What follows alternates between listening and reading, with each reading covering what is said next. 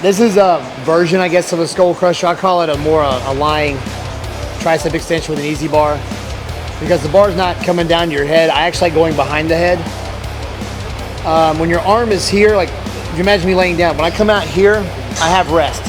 If you tilt your arm slightly back, go down behind your head, when you fully extend, there's still tension because gravity's pulling down on that weight. So doing it like that will give you constant tension the whole time you're doing the exercise. Your grip, depending on what you like, you can grip it out and get a straight up like cable extension type feeling over the head.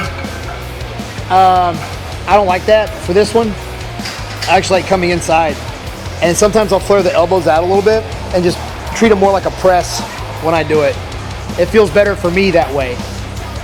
Now, I'll go behind the head and I'll either think about pushing towards the ceiling, or sometimes I can think about pushing towards the back corner of the ceiling, like if I'm pushing back that way at a 45-degree angle. Sometimes if you do it like that, you can go heavy and you get this constant tension of pumping the muscle up when you do it. Just make sure there's someone behind you to take the weight off of your hands when you're done. This is one where, unless you're going super light, I would always have a spotter. Getting the weight on and off of you with that one's kind of difficult. And also, when you extend, people do this on a lot of free weight stuff. They want to see the weight, so they'll look back, and when they look back, they'll bring it over their head so they can see the weight. Seeing the weight does not make your muscles bigger. Do not do it like that. You know, don't look for the weight. That's what I'm trying to say.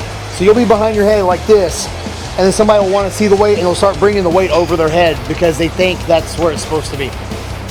So, for me, I get a closer grip, come back, the bar's right here, towards the back corner of that ceiling. I'll come down, and I'll push back like this. You can also push towards the ceiling and get almost the same effect.